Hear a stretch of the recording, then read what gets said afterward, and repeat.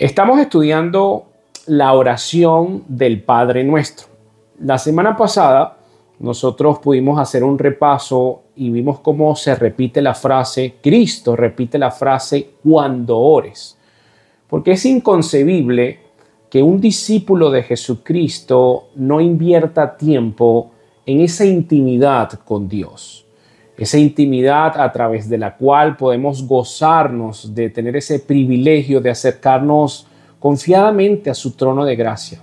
Tenemos el privilegio de tener el Santo Espíritu con nosotros y en nosotros.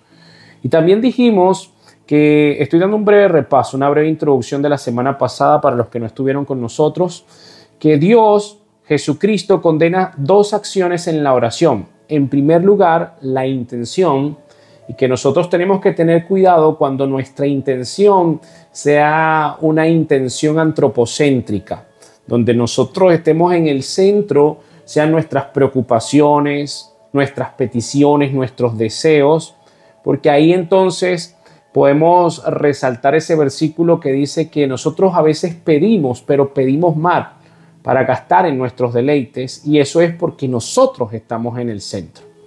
La intención siempre tiene que estar unida a que Dios está en el centro. Y la segunda acción que condena a Jesucristo son las vanas repeticiones. Es interesantísimo y a la vez muy incongruente que en la oración modelo, cuando Cristo condena las vanas repeticiones, se ha transformado en una especie de mantras, donde muchas personas oran repetidamente el Padre Nuestro y está totalmente desconectado de lo que ellos están viviendo. Entonces, lo que Cristo está condenando es lo que ellos están repitiendo. ¿Y por qué sucede esto?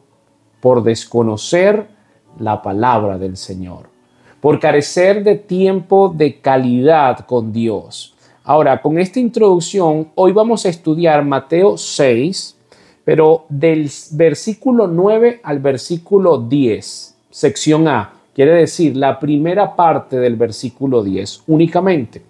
Leo la palabra del Señor, título Padre Nuestro, que se encuentra en la Escritura, y dice así el versículo 9.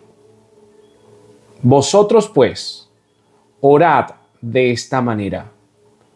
Padre nuestro que estás en los cielos, santificado sea tu nombre. Venga tu reino. Voy a titular el estudio de hoy Elementos necesarios en una oración. Y esta va a ser nuestra primera parte, porque lo primero que dice aquí es Padre nuestro. Y esto es para que nosotros podamos interpretar esta oración y poder crear oraciones genuinas, orgánicas, dinámicas, diarias con nuestro Padre. El término Padre se reconoce también como la providencia universal, como creador de todos. Pero es importante destacar que aquí la palabra Padre tiene un sentido espiritual. Dios es Padre únicamente de aquellos que nacieron espiritualmente y que recibieron el Espíritu Santo. ¿Por qué es importante esta aclaratoria para comenzar? Porque en días pasados, meses, años, ya no recuerdo, el Papa Francisco se atrevió a decir que todos somos hijos de Dios. Y esto es un grave error y atenta con las doctrinas fundamentales de la Escritura. Dios es Padre únicamente de aquellos que creen en su Evangelio y habitan una nueva creación. Vamos a fundamentar esto con la Escritura y en primer lugar vamos a leer Juan 1:12. Mas a todos los que le recibieron, a los que creen en su nombre, les dio potestad de ser hechos hijos de Dios. A los que creen en Él, les dio una potestad que no tenían.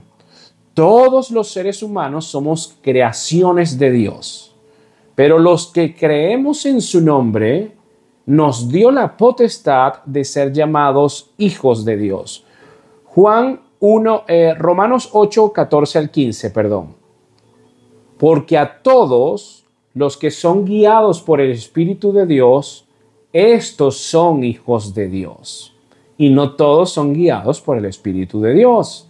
Entonces, como punto principal, yo quiero decirlo, y puede sonar muy chocante, pero esta oración es únicamente para los discípulos de Cristo, para aquellos que decidieron creer en Él, que lo llaman Señor, para aquellos que reconocieron que su vida no tiene sentido si no es a menos por medio de la gracia y la obra redentora de Jesucristo. Esas personas que reconocen la necesidad de la justificación de Cristo en sus vidas son aquellos que son llamados hijos de Dios. Son estas personas las que pueden llamar a Dios Padre y puedes acercarte confiadamente a Él. Ahora, también dice Padre nuestro, cercanía, intimidad. Pero al mismo tiempo, en la misma frase dice que estás en los cielos, distancia. Entonces tenemos una frase que emplea cercanía y al mismo tiempo distancia. Esta es una introducción que habla de la confianza. Y estas perlas que te voy a entregar es para que cuando tú ores, puedas derramar tu alma confiadamente a Dios. Dios quiere escucharte. Dios quiere ayudarte. Dios quiere y necesita exhortarte, limarte, probarte, afligirte en muchas ocasiones. Tú debes y puedes, si eres hijo de Dios, acercarte, como dice Hebreos 4:16. Acerquémonos pues confiadamente al trono de gracia para alcanzar misericordia y hallar gracia para el oportuno socorro. Entonces, en primer lugar, encontramos en la oración modelo que necesitamos orar en confianza. ¿Cuántas veces tú puedes compartir o conversar con un amigo, con un familiar, pero no te sientes en la confianza de decirle lo que te está pasando?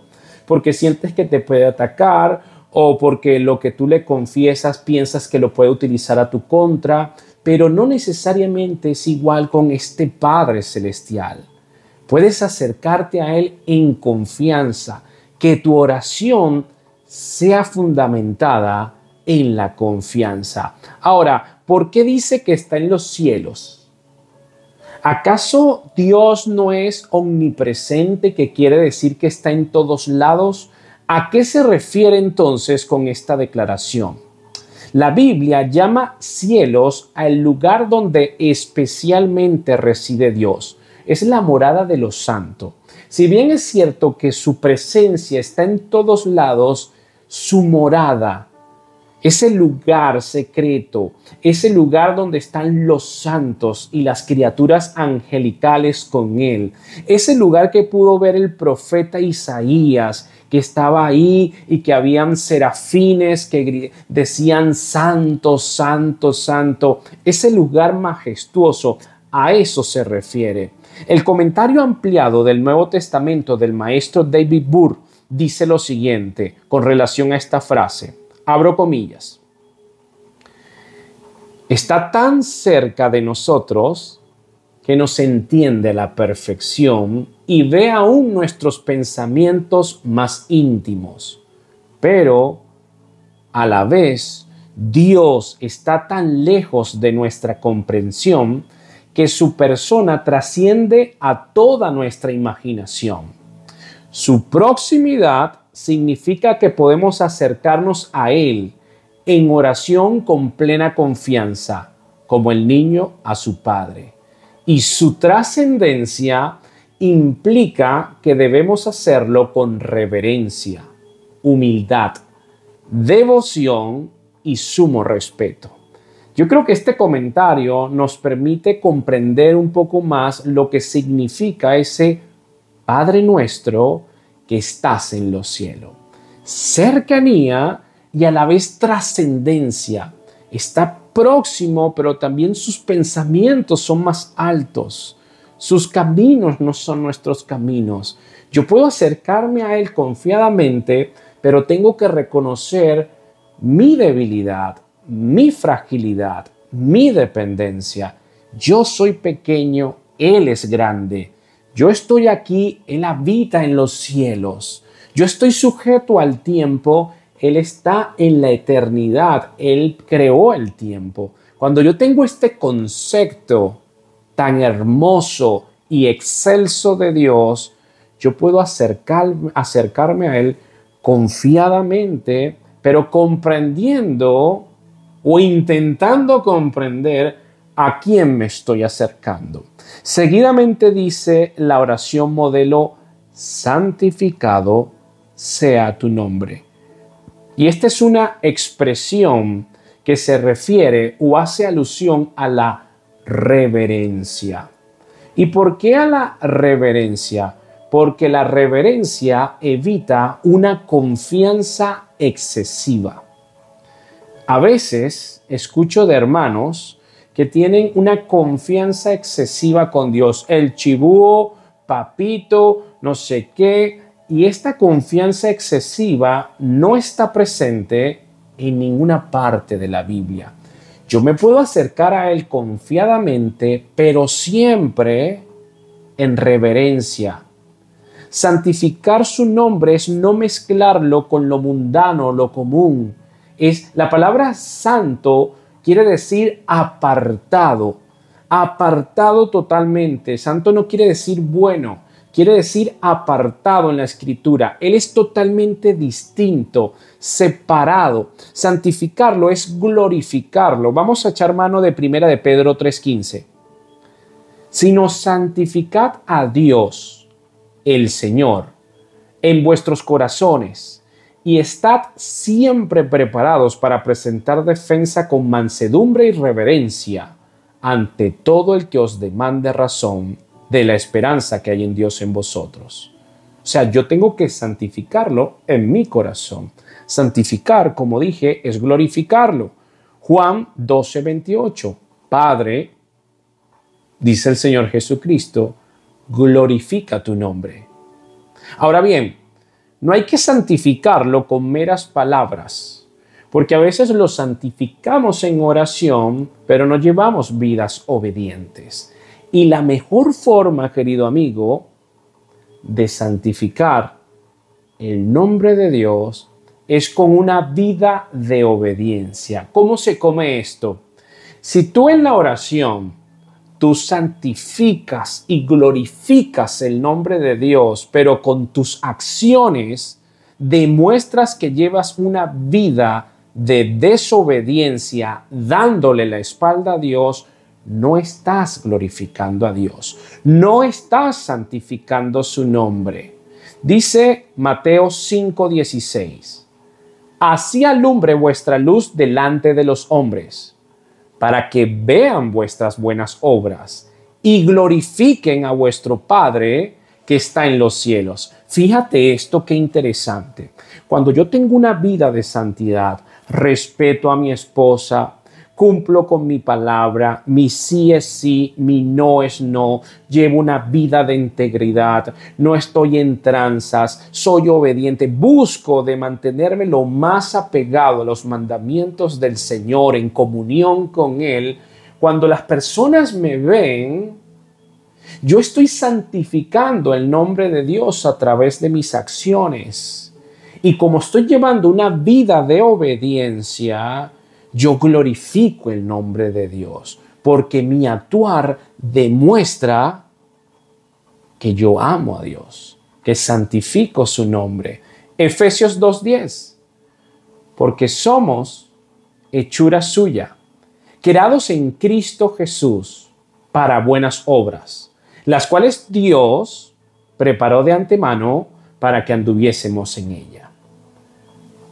Creados para buenas obras.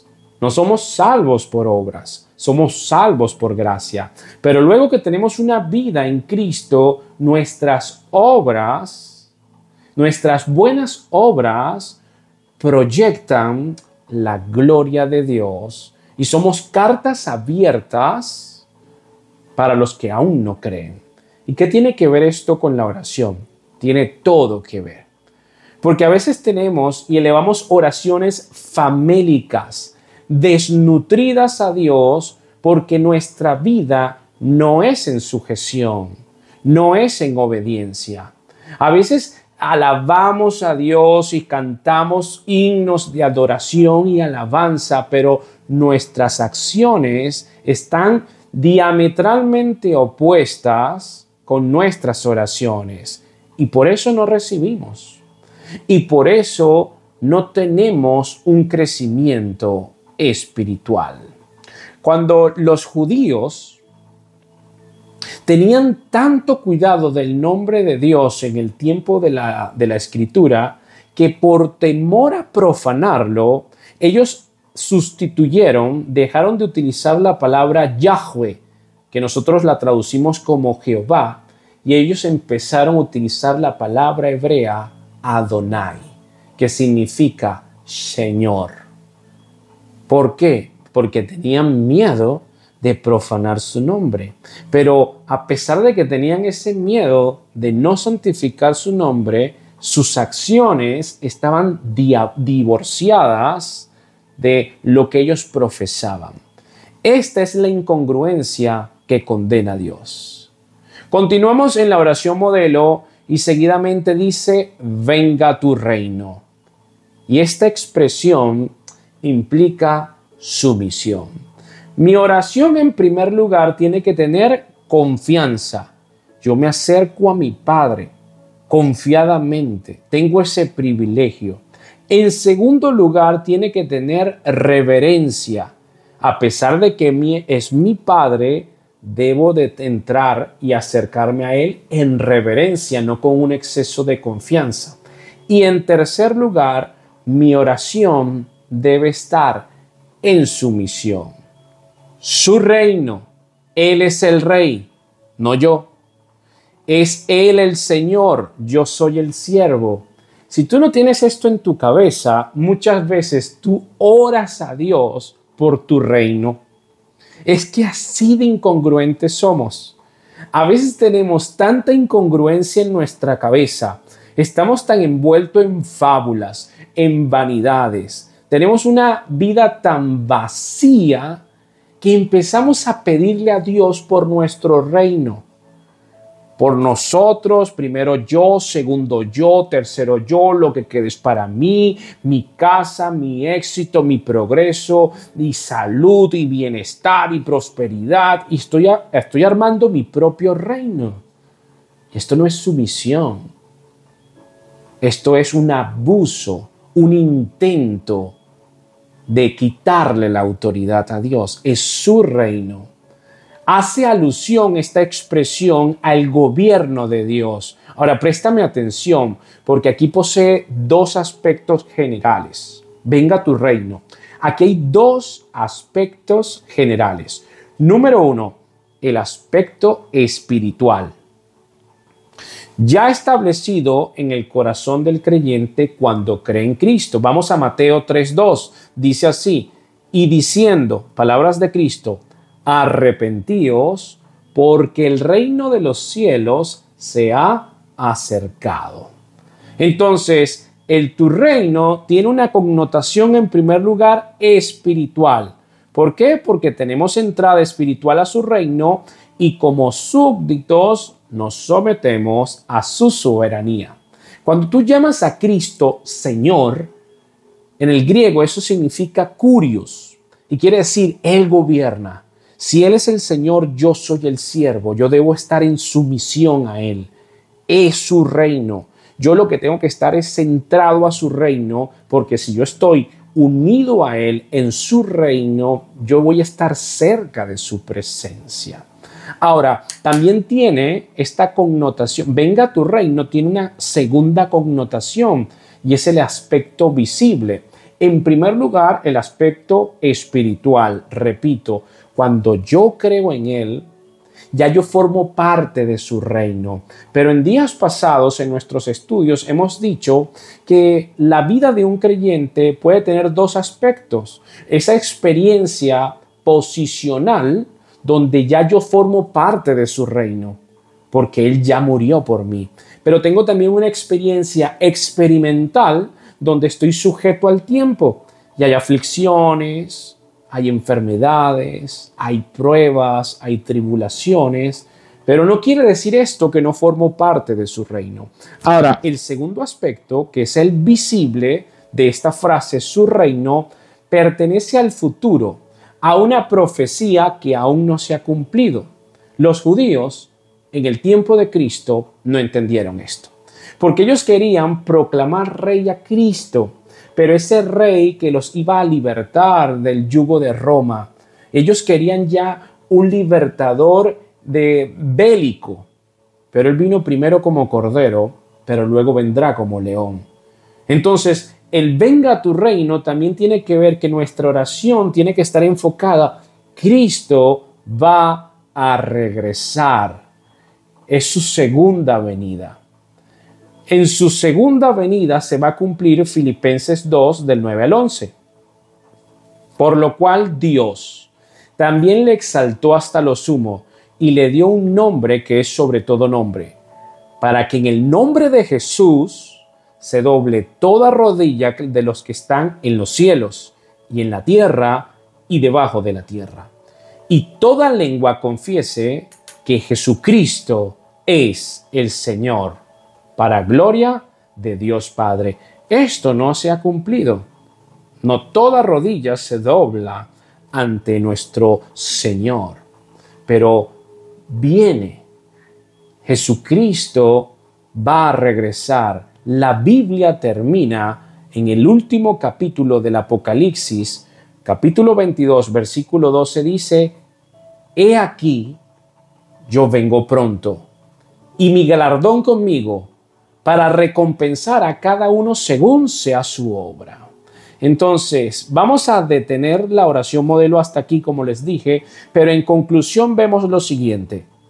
El Padre Nuestro es una oración que nos ayuda a poder crear una estructura en nuestra oración, donde podamos tomar en cuenta: Dios es mi Padre, y esto es un privilegio que ninguna creación, ni en la tierra, ni en el cielo posee. Los ángeles, dice la Biblia, aprenden de nosotros. Tienen curiosidad de nosotros los seres angelicales. ¿Y tú sabes por qué la Biblia dice esto?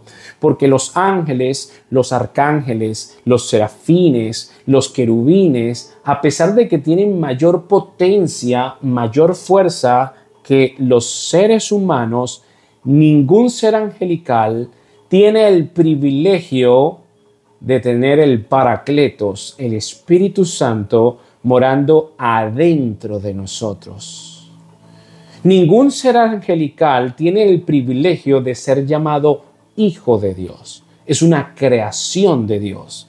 Los seres humanos tenemos ese privilegio, la imagen y semejanza, y cuando creemos en Él, somos coherederos de su reino.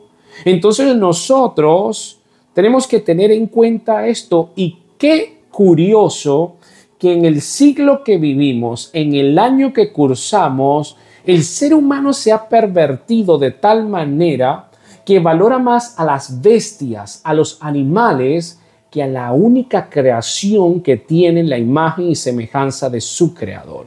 En las noticias hay un acontecimiento de una inundación, como por ejemplo la tragedia que hubo en Brasil. ¿Sabes cuáles son los videos que más se viralizan? Cuando rescatan a los perros, pero ya no se viralizan cuando rescatan a los humanos. La gente pues es capaz de hacer una marcha y protestar y atacar si se meten con un perro, pero no dicen nada cuando miles de niños inocentes mueren en abortos. Así es nuestra confusión. Así es el nivel de maldad. Entonces nosotros tenemos que comprender: wow, puedo decirle Padre al Todopoderoso, esto no lo puede hacer ningún ser angelical. Esto es un privilegio y esto me anima a realizar una oración en confianza, pero al mismo tiempo en reverencia, seguidamente con sumisión. Cuando tú recuerdas esta estructura, Padre, implica confianza, implica reverencia, implica sumisión. Tu oración va más alineada a esa oración modelo. Pero si tú no estudias y no estás en comunión con Dios y empiezas a buscar tu propio reino, pues tu oración va a estar completamente divorciada, alejada de Dios, y por eso no hay cambio. Por eso no hay iluminación. Por eso no hay un progreso. Porque esto no lo puedes falsificar. Entonces, las primeras 3 peticiones que estudiamos hoy, las vemos que son exclusivamente con Dios. Santificado sea su nombre, venga tu reino. Para el próximo estudio vamos a estudiar hágase tu voluntad, porque nos vamos a extender con esta. Pero te das cuenta que aparece una escala descendente, pasando de su propia persona a su manifestación en su reino y de su reino a su plena sujeción de sus súbditos. Si te fijas, la oración en primer lugar tiene que ver con Dios, no con el hombre. Tiene que ver con nosotros pedirle a Dios que podamos conocer más su nombre santo, que podamos formar parte de la extensión de su reino. Por eso nos dijo, por tanto, id y haced discípulos, porque estamos expandiendo su reino. La oración, en primer lugar, me anima a mí en entrar en un estado profundo de quietud y meditación para conocer más a Dios, no para que Dios cumpla mis deseos como el genio de la lámpara. Eso es un concepto pervertido. La oración es para yo, Señor, yo te quiero conocer más. Padre, yo quiero conocer la profundidad de tus pensamientos, aprender más de ti. Yo quiero que tu mente esté más tallada en mí, porque teniendo tu mente, Señor Jesús, puedo estar apegado a tu voluntad. Tú estás en los cielos, tú habitas en la eternidad. Tú eres un Dios santo que está sentado en tu trono, Señor. Yo quiero estar cerca de ti, porque tu palabra dice que el que habita al abrigo del Altísimo morará bajo la sombra del Omnipotente.